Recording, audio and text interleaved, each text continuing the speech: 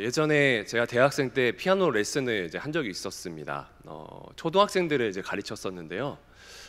근데 이제 특징이 있었어요. 초보자이니까 이 친구들이 음표에 굉장히 집중을 많이 하더라고요. 음표 그려진 거에 집중을 하니까 이 친구들이 보지 않는 것들이 생기게 되는데 뭘 안 보냐면은 숨표를 안 보는 겁니다. 숨표. 예. 그래서 음만 계속 누르고 숨표를 안 하니까 곡이 이제 엉망이 되는 거죠. 그리고 아무리 옆에서 쉼표를 하라고 이야기를 해도 그 누르는 게 너무 즐거우니까 이게 박자가 뒤죽박죽 이제 되는 겁니다. 그래서 이제 곡이 완전히 망쳐지게 되는 그런 경험을 한 적이 있습니다. 제가 왜 이런 말씀을 드렸냐 하면은 우리의 삶이 이런 부분이 아닐까 저는 이제 생각을 합니다. 쉼이라는 그런 것을 통해서 사실 우리의 삶이라고 하는 이 악보가, 이 곡이 완성이 되는 건데 우리는 계속 눈에 보이는 것, 그 음표만 계속 누르려 할 때가 많다라고 하는 거죠. 그래서 이제 쉼을 찾게 되는데 여러분들 아시다시피 우리 20, 30대의 가장 중요한 주제 중에 하나가 쉼 아닙니까? 그렇죠? 일도 중요하지만 내가 미래에 어떠한 삶을 살아갈 것이냐도 굉장히 중요하지만 내가 어떤 쉼을 살면서 이제 살 것인가, 이것도 굉장히 중요한 주제인 것 같습니다. 그래서 우리가 이제 관심을 갖게 되는 워라벨, 워라벨의 뜻이 뭐였죠? 워크 라이프 밸런스라고 하는 건데 일로 균형이 치우쳐진 이제 삶을 쉼을 통해서 이제 그 균형을 맞춘다라고 하는 거죠. 그리고 또 이 워라벨은 자신의 전공이나 아니면 학교나 직장을 정하는 굉장히 중요한 그런 주제가 되어버린 것 같습니다. 그런데 한 신의 직장이라고 불리우는 한 청년의 이야기를 제가 이제 들었었는데요. 이 친구는 어떤 친구냐? 이제 연봉이 4천 이상입니다. 일단 평균 정도죠. 4천 이상에다가 출근 시간 9시고 그리고 퇴근 시간은 6시인데 이 시간이 어겨진 적이 없습니다. 야근 절대 없고요. 그리고 성과금이 1년에 2번 정도 있었고 그리고 명절 보너스가 100만 원씩 나왔었습니다. 그리고 또 근무 환경도 너무 좋았고 그리고 연차도 마음대로 쓸 수 있었던 그런 환경이었어요. 물론 어느 회사나 이제 마찬가지겠지만 1년과 2년 차에는 약간의 이제 부침을 겪었습니다. 적응해야 됐으니까요. 그런데 이제 3년 차부터는 이게 몸에 익으니까 자기 마음대로 이제 모든 스케줄을 이제 조정할 수 있는 그런 단계에 이르게 된 거죠. 그래서 이제 3년 차부터는 정말 진정한 워라밸을 즐기기 시작했습니다. 주말에 신나게 놀러 다니고 그리고 자기가 원하는 거 계획해서 막 사들이고 그리고 집을 또 이제 사기 위해서 여러 가지 적금이라든지 뭐 보험 이런 것들을 막 계획해서 잘 이제 진행을 해 가는 거죠. 그런데 이 친구가 9년 차 되는 해에 퇴직을 했어요. 주변에서 다 뜯어 말렸습니다. 야, 너 왜 그래? 너 어떻게 살아가려고 그래? 너 9년 동안이나 이 직종에 있었으면 다른 직종에 도전할 수가 없는 거 잘 알잖아. 그리고 또 부모님도 막 울면서 너 왜 그러냐고, 아직 장가는 못 가는데 왜 그러냐고 그래서 계속 뜯어 말리셨어요. 그런데 이 친구가 이야기하는 게 뭐냐면은 이렇게 9년 동안 계속 반복된 일을 하면서 살다 보니까 내가 그냥 기계 부속품처럼 느껴진대요. 세상은 아무렇지도 않은 듯 잘 돌아가는데 이상하게 나는 즐기고 있는 것 같고 나는 잘 살고 있는 것 같은데 그냥 너무나 똑같은 무료한 일상에 그냥 내 자신을 잃은 것 같다라고 이야기를 하면서 밀어붙여서 이제 그만두고 이제 새로운 일을 시작하는 그런 한 청년의 이야기를 제가 이제 들었습니다. 제가 이 이야기를 들으면서 가만 이제 생각이 든 게 뭐냐면요. 워라밸이 이제 중요한 기준이 되어도 그것이 우리 삶 자체를 만족시켜 주지는 못한다라고 하는 거죠. 그리고 우리가 삶을 이제 결정하게 될 때에 단순히 우리의 육체의 쉼을 위해서 그것이 삶의 목적이 되어서 나아가는 것은 좀 옳지 않은 방향이다라는 그런 생각이 들었습니다. 그런데도 우리의 연약함은 어떠한가요? 항상 우리가 일을 하면서 공부하면서 지치고 힘드니까 그리고 옆에서 비교해야 되는 그런 어떤 사람들의 그런 이야기를 듣고서 참 마음이 암담해지고 어두워지고 참 많이 힘들어지는 경험들을 다 했을 겁니다. 그래서 우리 안에 생기는 것이 있는데 불안과 불만이죠. 그래서 이것을 어떻게든 해결을 하고 싶은데 이것을 해결하기 위해서는 쉼이라는 것을 가져야 되는 거예요. 그런데 쉼을 가짐에도 불구하고 계속 불안과 불만이 생기는 이유는 무엇일까? 그리고 또 온전한 쉼을 살지 못한 채 왜 또 나는 쳇바퀴 굴러가듯 반복되는 삶을 살아가고 있는가? 우리 주님께서 그런 우리를 향해서 말씀하십니다. 마태복음 11장 28절 말씀 우리 크게 한번 읽어보도록 하겠습니다. 시작. 수고하고 무거운 짐진 자들아 다 내게로 오라. 내가 너희를 쉬게 하리라. 아멘. 여러분, 이 말씀은요 참 보기에 그리고 듣기에 좋은 말씀 아닙니까? 그렇죠?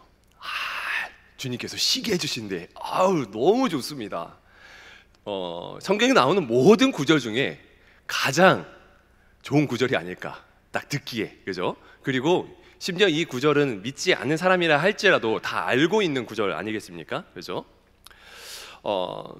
여러분, 사실 그런데 우리가 열심히 일하는 문제들을 우리가 스스로 해결할 수 있으면 얼마나 좋겠습니까? 그죠? 그런데 그렇게 할 수가 없어요.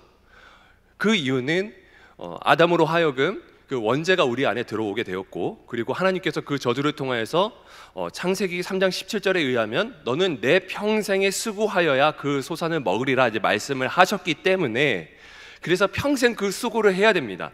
자, 이게 무엇을 의미하느냐면요, 너희가 쉬는 그 쉼조차 수고를 해야 쉴 수 있다라고 하는 것을 의미하는 거예요. 예. 여러분, 우리가 흔히 하는 말이 있잖아요.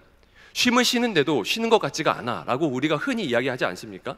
어차피 내일 다시 일을 나가야 되니까 계속 이제 불안하잖아요. 일이 계속 생각이 나고, 지금 이 자리에 예배를 드리러 왔지만 이제 과제 또 이제 생각나고, 좀 있으면 이제 또 개학이잖아요. 그죠? 내가 또 수강 신청 어떻게 할까? 그리고 또 직장에서 또 어떤 일이 펼쳐질까? 이렇게 아주 막 자주 생각이 나지는 않지만 간혹 가다가 이렇게 막 뚫고 들어오잖아요. 그래서 정신을 막 팔리게 하지 않습니까? 그죠? 예. 그러니까 이 쉼이라는 것도 결국 막 그 정신의 수고라는 것이 계속 들어간다라고 하는 거죠. 그래서 우리 주님께서 말씀하시는 거예요. 사람의 노력으로는 너희가 온전한 쉼을 쉴 수가 없구나. 그런데 나는 가능해. 내가 너희를 쉴 수 있게 해줄 수 있어. 그래서 너희가 해야 되는 것이 무엇이냐? 나에게 와야 돼 라고 지금 말씀을 하고 계시는 겁니다. 그러면 또 우리가 이렇게 생각할 수 있는 거죠. 아, 그러면 역시나 우리 주님께서 다 해주시겠구나. 주님, 내일 시험인데요, 내일 정말 중요한 일이 있는데요, 내일 정말 중요한 프로젝트가 있는데요, 그러면 다 그거 주님께서 해결해 주시겠네요. 아, 너무 감사합니다. 감사합니다. 네. 이렇게 되는 거죠. 그런데 여러분 아시겠지만 수고하고 무거운 짐진자들아 다 내게로 오라. 내가 너를 쉬게 하리라 라는 말씀이 단순히 우리의 아픔과 어려움을 해결해 주어서 쉼을 얻게 하려는 그런 예수님의 메시지일까요? 오늘 말씀은 그런 차원이 아닙니다. 여러분, 29절이 그래서 정말 중요한데요, 28절을 제대로 해석하기 위해서는 이 29절의 의미를 정말 우리가 꿰뚫고 알고 있어야 됩니다. 우리 큰 목소리로 다시 한번 읽어보도록 하겠습니다. 시작. 나는 마음이 온유하고 겸손하니 나의 멍에를 메고 내게 배우라. 그리하면 너희 마음이 쉼을 얻으리니. 아멘. 자, 이게 무슨 말씀일까요? 당시에 이제 안식이라는 제도가 있었습니다. 그죠? 다들 아시다시피 이날은 모든 이스라엘 백성들이 일을 하지 말고 쉬어야 했습니다. 그리고 평일보다 더 많은 율법과 규례를 지키면서 그 날을 거룩히 지켜야 되는 날이었어요. 그런데 문제는 뭐냐? 이 날을 거룩히 지키려고 하다 보니까, 하나님께서 주신 그 거룩의 쉼을 제대로 누리려고 하다 보니까 오히려 이 사람들이 무엇을 하느냐? 수많은 규례들을 만들어낸 거예요. 분명히 하나님께서 주신 율법들은 그렇게 막 복잡하거나 다양하지 않았는데, 그런데 세월이 지나면서 이 사람들이 뭔가 부족해 보이니까 하나님을 만나는 그 쉼을, 그 샬롬을 온전히 만나려 이상하게도 더 많은 규례를 일반 백성들에게 계속 지었다라고 하는 거죠. 그러니까 일반 백성들은 오히려 안식일이 돼서 쉬어야 되는데 쉬지 못하는 그런 불편함을 겪고 있었습니다. 그래서 예수님께서 그런 사람들을 향해서 소리치신 내용이 바로 오늘의 말씀이에요. 수고하고 무거운 짐진 자들아 다 내게로 오라. 내가 너희를 쉬게 하리라. 그러니까 예수님의 이 가르침을 들은 유대인들이 어떤 생각이 드냐면요, 너무 좋은 거야. 그 수많은 율법들 사실 지켜도 되지 않아도 되는구나. 예수님께서 알려주신 이 율법들, 새로 주신 그 율법들, 그리고 예수 그리스도의 이름, 그분의 이름을 믿으면 우리가 참된 자유를 얻을 수 있구나. 너무 좋은 겁니다. 세상의 짐은 계속 뭔가 지워서 참된 자유를 얻을 것처럼 이야기를 하지만 우리 주님은 어떻게 하시느냐? 내가 그 짐을 져줄게. 계속 그 짐을 어떻게 하시죠? 덜어가시죠. 그래서 주님께서 어떻게 최종적으로 말씀하시느냐? 너희는 너희의 짐을 내려놓고 나의 짐을 지어라, 나의 멍에를 지어라 라고 주님께서 말씀을 하고 계십니다. 여러분, 근데 이 멍에라는 표현 있잖아요. 우리가 딱 듣기에 좀 부정적인 그런 성격 아닙니까? 그죠? 뭔가 나에게 힘듦을 줄 것 같은, 그리고 나에게 어려운 일을 줄 것 같은 그런 느낌인데, 그런데 여기서 쓰인 표현은 그런 표현이 아니라요. 사실 여러분, 이 멍에라고 하는 게 아시다시피 소가 밭을 잘 갈기 위해서 이제 매는 거잖아요. 그죠? 예. 그러니까 소가 농사를 효율적으로 할 수 있게, 편하게 할 수 있게 해주는 도구가 멍에예요. 예. 그러니까 이 성경에서 쓰인 이 멍에의 의미는요, 일을 쉽게 하게 하는 멍에예요. 예. 우리가 생각하는 그 너무나 이렇게 나를 옥죄고 그리고 힘들게 하는, 막 일에 굴레 쓰이게 하는 그런 멍에가 아니라 자신에게 맡겨진 그 삶을 쉽게 살 수 있게 해주는 그 멍에가 예수님께서 말씀하고 계시는 그 멍에라고 하는 거죠. 여러분, 우리가요 똑같은 일을 해도요 다들 겪어보셨을 겁니다. 예수님의 마음을 품고 내가 그 일을 대하는 거랑, 그리고 내가 그냥 가지고 있는 욕망 그대로 그 일을 대할 때랑 너무나 다르다라는 것을 우리가 다들 경험을 해보셨으리라 생각을 합니다. 그죠? 예를 들어서 직장에서 상사 한 명 대하는 것도, 내 친구 한 명 또 이제 학교에서 대하는 것도 정말 마음에 안 들지만 예수님께서 그 사람을 사랑하라고 이제 하셨기 때문에 우리는 그 사람을 위해서 그렇게 많이 사랑하지는 않지만 사랑하려 노력하고 기도하고 예수님의 뒤를 따라가려고 하지 않습니까? 그죠? 근데 세상 사람들은 어떻게 하죠? 누군가 나를 속상하게 하고 힘들게 하면 바로 이제 잘라버리거나 무시하거나 아니면 그것에 안갚음을 하죠. 그리고 그런 것들을 하기 위해서 더 많은 생각과 절차와 그리고 더 많은 스트레스를 받습니다. 그런데 믿는 사람은 어떻게 하죠? 생활이 단순해지는 거예요. 예수님의 가르침, 그리고 예수님의 율법, 그것을 우리가 지고 가는 순간 오히려 삶이 쉬워지는 거예요. 왜? 단순하거든요. 예수님의 명령은 하나님을 믿고 하나님을 사랑하듯이 이웃 사랑을 하라는 거예요. 이거보다 쉬운 게 어디 있냐는 거죠. 그래서 사실 우리의 삶의 답은 많은 부분에 있어서 이미 답이 내려져 있어요. 근데 문제는 뭐냐? 내 자아와 내 욕심 때문에 그것을 하기 싫으니까 삶이 복잡해지고 스트레스가 쌓이는 겁니다. 그래서 쉼이 오지 않는 거죠. 그런데 주님께서 말씀하시죠. 내 멍에를 치라. 이것이 오히려 쉽다라고 말씀하시는 겁니다. 이것이 바로 복잡해진 이 현대 사회를 살아가는 우리 크리스찬의 쉼의 원리입니다. 그리고 또 이제 주님께서 뭐라고 말씀을 하시느냐? 이렇게 말씀하십니다. 내게 와서 배우라. 여러분, 학교 다녀서 다 아실 겁니다. 여러분 모두가 다 함께 공부를 하실 때, 특히 뭐 좋아하는 공부나 아니면 전공을 하실 때 정말 잘 가르치는 교수님한테 배우고 싶잖아요. 그죠? 그리고 그 교수님은 항상 인기가 많습니다. 저도 지금 신학대학원 또 이제 석사과정 또 다른 걸 하고 있는데 어떤 교수님 수업은 막 40명씩 몰려드는데, 근데 어떤 교수님 수업은 막 두세 명밖에 없어요. 막 폐강되기도 해요. 그 이유는 뭐죠? 자신의 전공을 잘 살려줄 뿐만 아니라 자신을 그 전문가로 만들어줄 수 있는, 그리고 정말 잘 가르치는 그런 사람을 원하기 때문에 그런 게 아닐까요? 그죠? 누구나 다 탁월한 선생을 원하는데 그것은 나를 오히려 좋은 전문가로 만들어주기 때문에. 그렇게 되면 어떤 일이 일어나죠? 예전에는 전공 서적 하나 보는 것만으로도 막 버거웠는데, 원서 보는 것만으로도 너무 힘들었는데, 이상하게 그 탁월한 선생님의 수업을 들으면 와, 그 마음 가운데 뭔가 도전이 되고 막 꿈이 막 생기고, 그리고 수많은 지식들이 막 올라오는 거죠. 그래서 똑같이 이제 교수님과 같은 전문가가 될 수 있는 그런 이제 길에 이제 다니는 겁니다. 그래서 선생님이 중요한 것 아니겠습니까? 회사에서도 마찬가지죠. 중요한 그리고 정말 잘 가르치는 선임 밑으로 들어가서 이제 배우고 싶어 하잖아요. 마찬가지죠. 예수님께서 내게 와서 배우라라고 이제 말씀하시는 것은 내가 너희를 이 세상에서 제일 잘 알거든. 그리고 내가 이 세상을 만들었거든. 그리고 내가 이 세상이 어떻게 돌아갈지 나는 미래 일까지 다 알고 있거든. 그러니까 딴 데 가지 말고 내게 와서 배우라라고 예수님께서 그렇게 말씀을 하시는 거죠. 그리고 그 앞에 예수님께서 어떤 조건을 다시는지 아세요?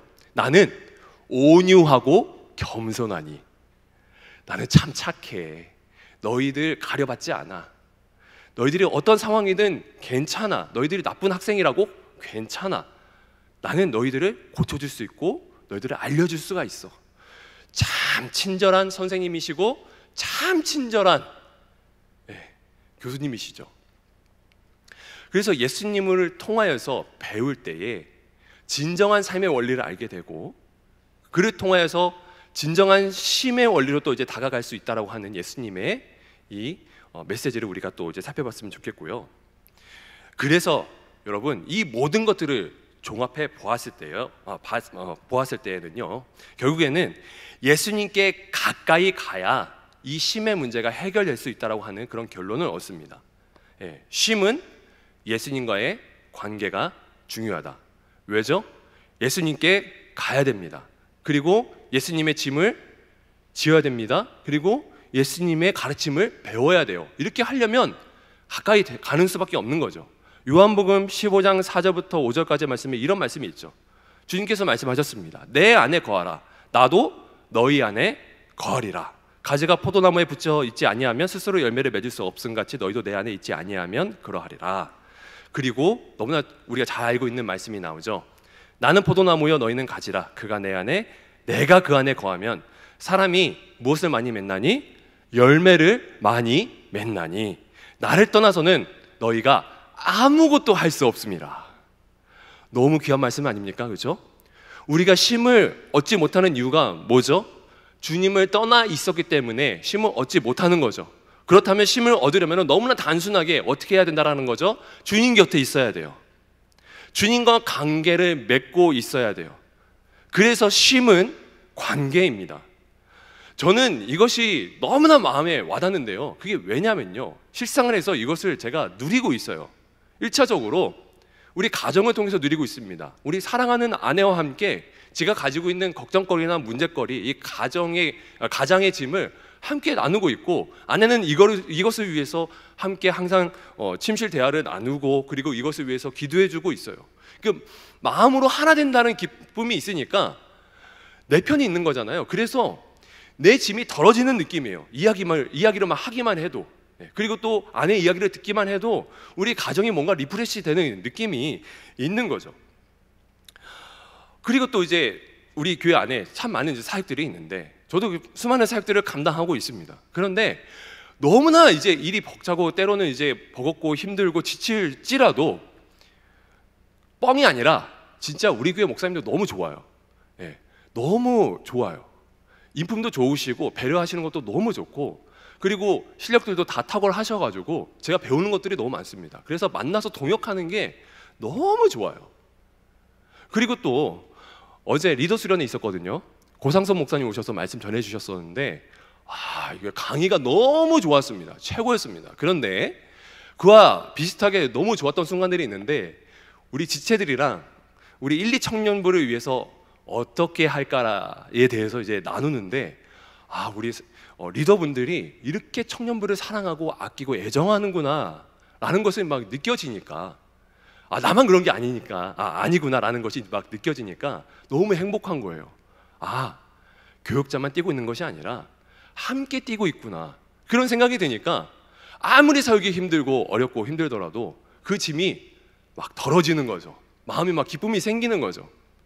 그리고 제자반 할 때도 이제 이 청년부는 제자반 개강하거든요. 어제 금요일날 금요 철야를 하고, 그 다음에 새벽에 나와서 새벽 기도를 하고, 그 다음에 리더 수련을 하고, 그리고 또 신방을 하고, 그리고 설교 준비를 하고, 어제 새벽 2시에 자고 새벽 6시에 나왔어요. 그리고 지금까지 깨 있습니다. 그렇다면 보통 사람이면은 몸이 피곤하잖아요. 아무것도 하기 싫잖아요. 그죠? 근데 오늘 제자반을 한다라고 하는 그런 이제 마음이 들었을 때 오히려 막 이게 기대가 생기는 겁니다. 왜? 같은 마음을 품고서 같은 예수의 길을 걸어가는 사람들과 함께 귀한 나눔을 한다라고 그렇게 생각을 하니까 몸은 정말 피곤하고 죽을 것 같은데 오히려 막 기쁨이 생기는 거죠. 그래서 저의 경우에 제 주변만 보더라도 그 하나님과 함께 해주신 이 동역자들을 통해서 내가 오히려 짐이 덜어지는 그런 은혜를 입고 있더라고요. 함께하는 그런 이 관계의 기쁨이 이런 것이구나, 그것을 통해서 오히려 내가 위로를 받고 힘을 얻는구나 라는 생각을 하게 되었습니다. 그런데 우리가 이제 이것을 통해서 깨달을 수 있는 것은요, 결국 삶에 나의 기쁨이 없는 이유는, 쉼이 없는 이유는 관계가 없기 때문이다. 그리고 관계를 무시하고, 그리고 관계를 맺지 않으려 하는 그런 그런 이제 습성 때문이다라고 저는 생각을 합니다. 특히 신앙인이라면 너무 좋으신 우리 주님과 동행을 하고 있지 못하기 때문에 결국 그 삶 가운데 쉼을 얻고 있지 못하라고 하는 거예요. 그런데 우리는 다 알고 있잖아요, 그죠? 주님과 동행하면 참된 쉼을 얻을 수 있다라고 하는 것을 다 알고 있어요. 그런데 왜 그렇게 하지 못하느냐? 어제 리더 수련회 때 고상선 목사님께서 너무나 중요한 말씀을 해주셨습니다. 그분은 청년들한테 그렇게 권면을 하신대요. 조깅을 할 때 귀에서 이어폰을 빼고 조깅을 하라고 하신대요. 왜 그러느냐? 귀에 계속 뭔가를 듣고, 그리고 이 소리를 계속 이제 맞게 하면은 오히려 주변의 소리를 못 듣고, 그리고 주변에 있는 어떤 사물들을 못 누린다라고 하는 거예요. 하나님께서 이렇게나 좋은 자연 만물을 주셨고, 좋은 사람들을 주셨고, 좋은 환경들을 주셨는데 그런 환경들을 돌아보지 못하고 그냥 내 귀에 들리는 것만 좁은 시선으로 이제 살아갈 수밖에 없기 때문에, 그래서 이어폰을 빼라라고 하는 말이 참 저에게 도전이 되었습니다. 그리고 또 이제 기억에 남았던 게 뭐냐면은, 제일 안 좋은 쉼이 생각 없이 넷플릭스를 키거나 목적 없이 나 정말 저 영화 봐야지, 그게 아니라 그냥 시간이 남으니까 넷플릭스를 딱 키는 거, 그리고 TV를 켜는 거, 그리고 유튜브를 키는 거. 그래서 AI가 만들어 놓은, AI도 결국 사람이 만들어 놓았는데 어떻게 만들어 놨죠?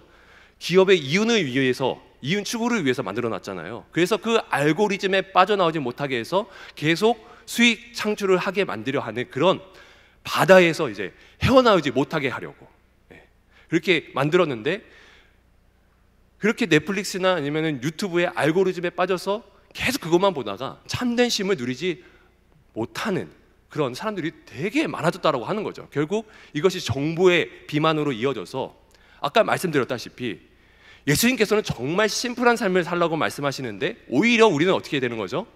너무나 많은 정보가 우리 안에 있다가 보니까 이것을 판단할 능력을 상실해버린 거예요. 그래서 어떻게 합니까?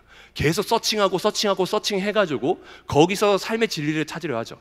내가 판단하는 것이 아니라 하나님께서 나에게 주신 이 자유의지, 이것을 가지고 내가 내 인생을 설계하고 만들어가는 것이 아니라 이상하게 유튜브 알고리즘이 나의 인생을 인도해가는, 그리고 나의 쉼을 인도해가는 그런 지경에 이르게 되었다라고 그렇게 말씀을 하셨죠. 여러분, 지혜 피라미드라는 책이 있는데요, 이제 브렛 맥크라켄이라고 사람이 쓴 책입니다. 예. 어제 이 책도 소개해주고 가셨거든요. 그래서 잠깐 읽어봤는데 이 책에서 뭐라고 이야기하냐면요, 유튜브, 넷플릭스, 인터넷 뉴스, 이것은 모든 지혜 피라미드의 가장 하위 구조라고 이야기를 하더라고요. 하위 구조. 예. 그러니까 이거는 사실 무시해도 되는 거고, 오히려 무엇을 해야 되냐? 책을 읽어야 된대요, 책을. 그런데 한 달에 책 한 권, 아니 1년에 책 한 권 읽는 사람 있습니까? 요즘 거의 없잖아요. 모든 정보를 이제 짧은 동영상 하나로 이제 받아들이기 때문에 그렇지 않습니까? 예.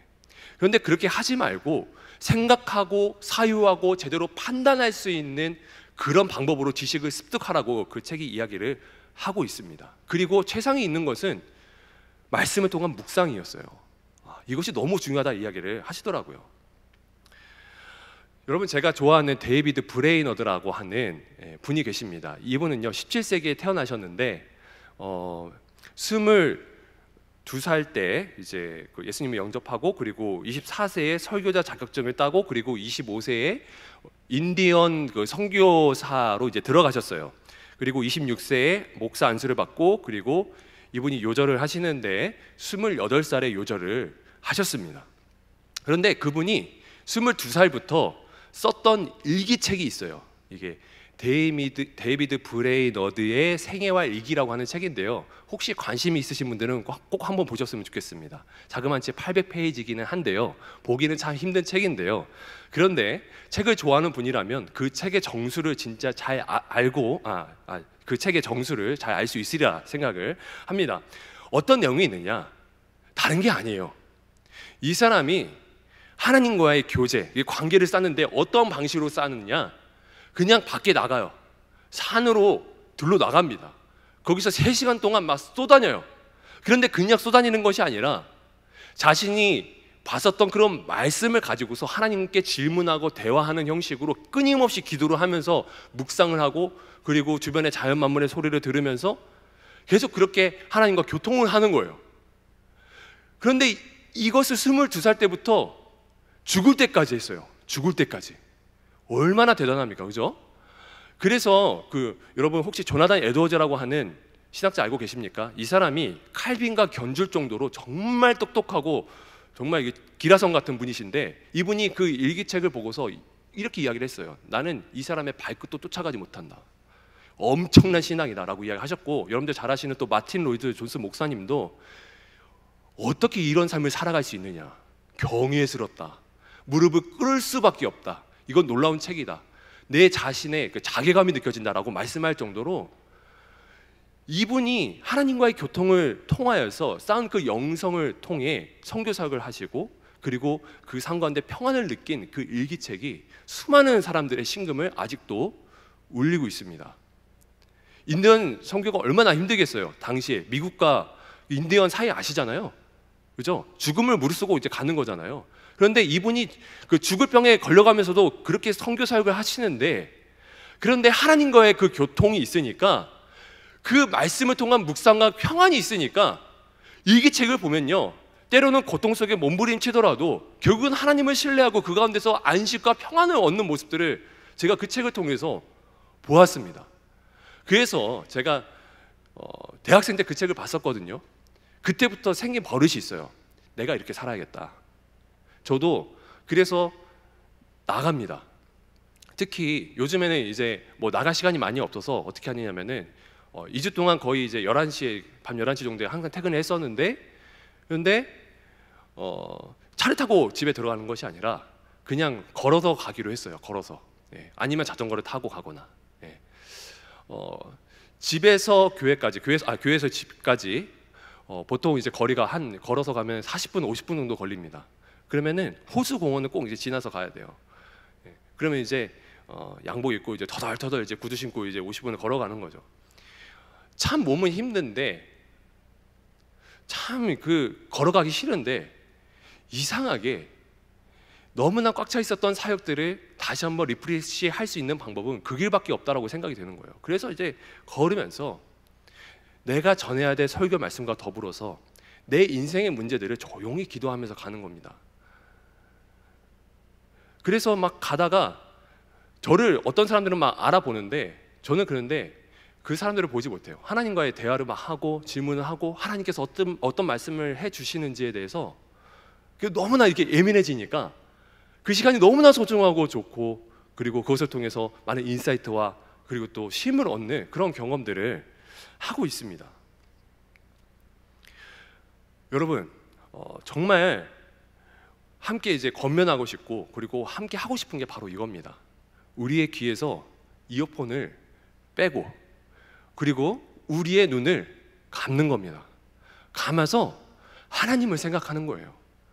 여러분, 믿음의 가장 중요한 단계 중에 가장 중요한 단계가 뭐냐면요, 바로 하나님을 생각하는 겁니다. 생각하는 거. 하나님의 말씀을 기억하고, 그리고 이것을 묵상하는 거예요. 이렇게 하게 될 때에 하나님이라는 분이 내 안에 들어오게 되고, 그리고 그분과 함께 교통하게 되는 귀한 역사가 일어나게 된다라고 하는 겁니다. 4년 전에 제자반을 했을 때 이런 점들을 이제 함께 나눴었어요. 근데 그 형제님이 바로 결단을 하시더라고요. 목사님, 저는 유튜브 정말 많이 봤거든요. 하루에도 많게는 20개 가까이 볼 때도 있었습니다. 그런데 제가 이제는 딱 두세 개만 보겠습니다. 그리고 15분 이상 보지 않겠습니다 라고 다짐을 하셨고요. 놀랍게도 1년 동안 그것을 지키셨어요.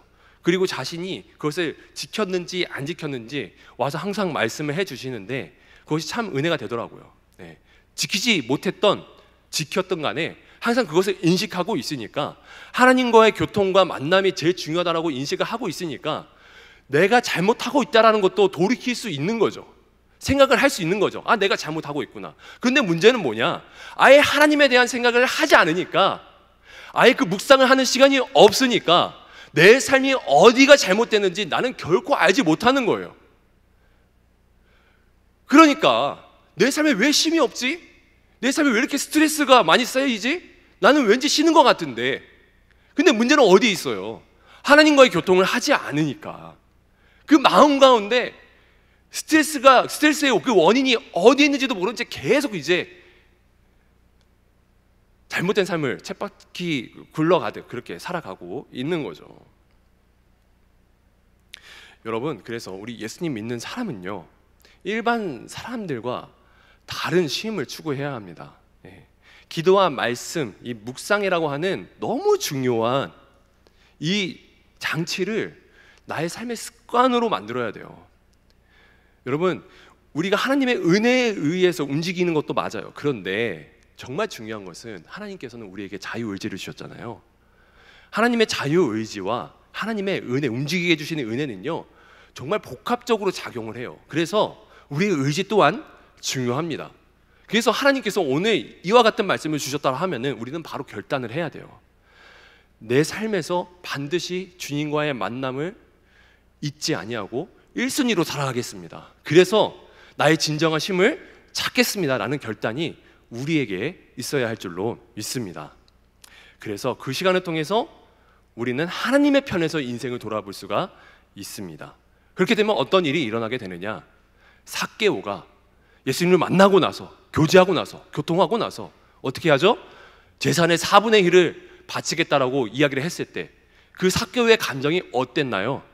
아, 아까워 죽겠네. 나 진짜 별짓을 다 해가지고 이 귀한 예물을, 이 귀한 재물들을 모았었는데 내가 왜 그런 말을 했을까? 그렇게 후회했었나요?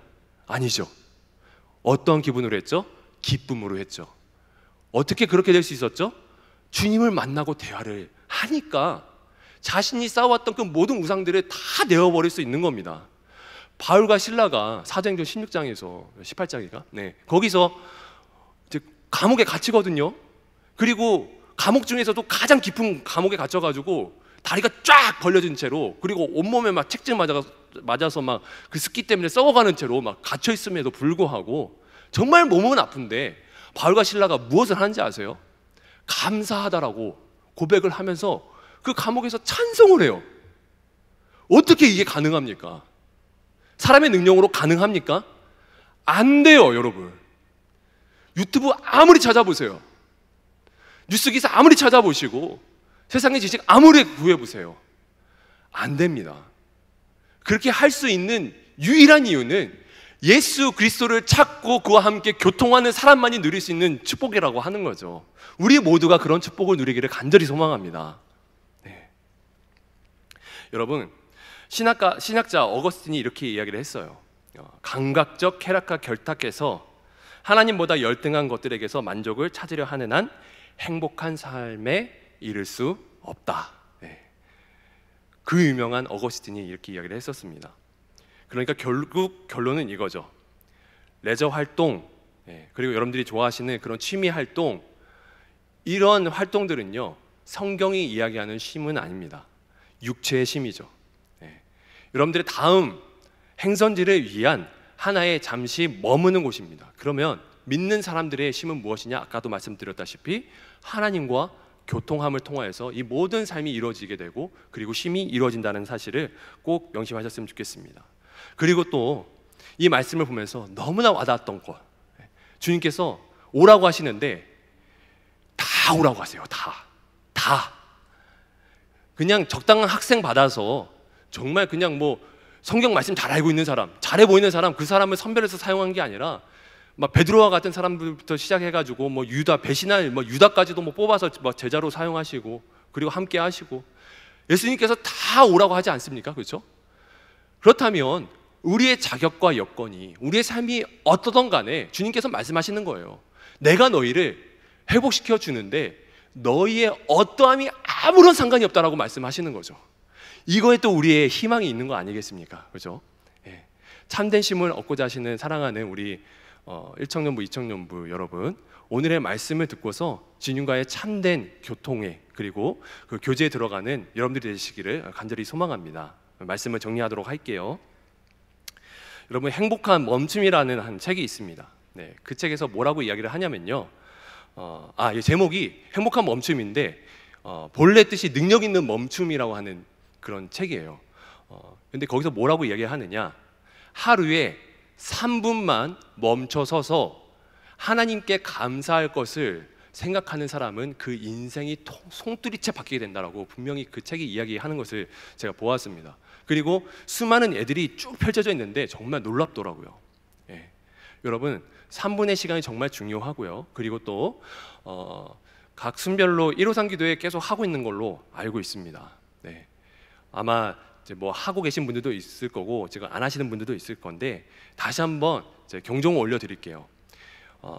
어떻게든 그 시간을 지켜서 하루에 3번 5분씩 꼭 하나님과의 그 교통을 하려고 애를 쓰셨으면 좋겠습니다. 그렇게 됐을 때에 여러분들 와서 이제 순모임 하잖아요. 나 못 살았는데 그것보다 뭔가 뿌듯할 거예요. 나 그래도 1호상 기도회 했다. 그것을 통해서 그래도 말씀을 실천하려 애를 썼다라는 고백부터 나올걸요. 그렇게 되면 이 순환에서 함께 예배하는 그리고 함께 교통하는 그 사람들 사이의 그 신앙의 기류가 어떻게 형성이 될까요? 기쁨과 감사, 우리도 할 수 있다라는 그런 기분이 많이 들겠죠. 그래서 한 사람이든 먼저 어떻게든 쉼을 쉬려고 노력을 하시고 그리고 그 쉼을 통해서 다른 사람들에게 쉼을 쉬는 방법을 또 전파를 해주시기 바랍니다. 네, 그것이 예수님께서 우리에게 명하신 또 쉼의 방법입니다. 너만 쉬는 것이 아니라 함께 그 쉼을 쉬라고 말씀하셨습니다. 그래서 한 사람만 뽑아서 쉼을 가르쳐 주신 것이 아니라 다 오라고 말씀을 하신 것이죠. 그래서 오늘 말씀을 듣고서 우리가 다음 주에 봤을 때는 정말 행복한 얼굴로 그리고 우리 주님과 함께한 그 순간들을 함께 우리 사랑하는 형제들 자매님들과 이제 나누면서 정말 풍성한 은혜를 누리는 다음 주가 되기를 주님의 이름으로 소망합니다. 우리 함께 이제 찬양 부르고 기도하도록 하겠습니다.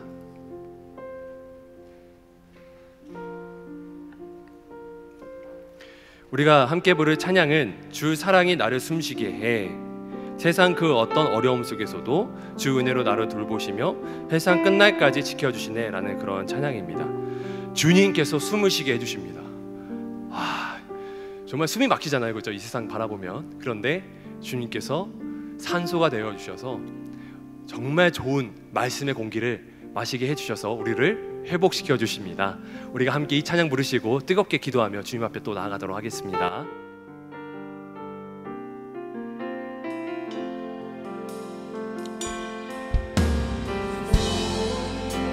나를 숨쉬게 해, 세상 그 어떤 어려움 속에도 주 은혜로 나를 돌보시며 세상 끝날까지 지켜주시네. 주 사랑이 나를 이끄시네. 주 사랑이 나를 이끄시네. 내가 갈 수 없는 그곳으로 주의 사랑 나를 돌보시며 세상 끝날까지 인도하시네. 주님만이 내 아픔 마시며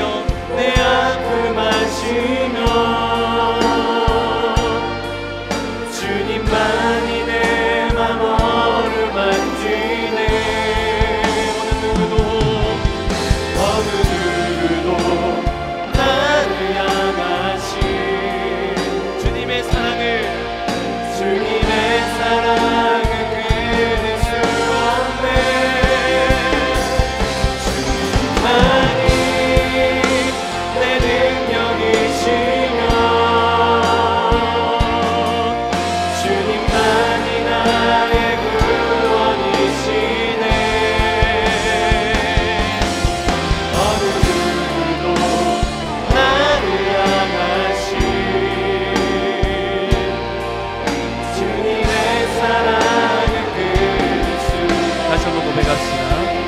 사랑이 나를 숨쉬게 해. 주 사랑이 나를 숨쉬게 해. 세상 그 어떤 어려움 속에서도, 그 어떤 어려움 속에도. 여러분 아멘이시죠? 주 은혜로 나를 돌보시며, 은혜로 나를 돌보시며, 세상 끝날까지, 세상 끝날까지 고백합시다. 주님만이, 주님만이 내 아픔 아시며, 주님만이 내 맘 어루만지네. 어느 누구도 나를 향하신 주님의 사랑을 끊을 수 없게. 주님만이 내 능력이시며, 주님만이 나의 구원이시네. 어느 누구도 나를 향하신 주님의 사랑. 다시 한번 간절함으로 고백합니다. 주님만이 하십니다. 주님만이 내 아픔 아시며, 주님만이 내 맘 어루만지네. 어느 누구도 나를 향하신, 어느 누구도 나를 향하신 주님의 사랑을 끊을 수 없습니다. 주님의 사랑을 끊을 수 없네. 주님만이, 주님만이 내 능력이시네. 아멘. 그렇습니다. 주님만이, 주님만이 나의 구원이시네. 어느 누구도 나를 향하신 주님의 사랑을 끊을 수 없네. 주님의 사랑을 끊을 수 없네. 시간 함께 기도합시다. 주님께서 여러분이 가진 걱정과 염려 다 알고 계세요. 무엇 때문에 스트레스를 받고 있는지, 여러분이 왜 밤잠을 이루고 있지 못한지, 왜 쉼을 얻고 있지 못한지 다 알고 계십니다. 우리가 할 길은 그저 주님의 곁에 나아가는 것이고, 그리고 주님 안에서, 그리고 또 주님의 내 안에서 역사하는 것이 우리가 쉼을 얻는 유일한 비결임을 우리가 믿었으면 좋겠습니다. 주님께서 말씀하십니다. 내 멍에는 가볍고 내 짐은 가볍다고 말씀하셨습니다. 그래서 주님, 나의 짐을 십자가 앞에 내려놓습니다. 걱정과 근심, 염려 내려놓습니다. 잠든 숨과 쉼과 평안을 누리게 하여서 주님과의 교제를 하기 원하오니 내 삶 가운데 심편을 허락하여 주시고, 주님을 만나는 시간을 포기하지 않도록 주님 나의 의지를 다스려 주시옵소서. 이 시간 모두 함께 동성으로 이 시간 기도하며 나가도록 하겠습니다. 기도합니다.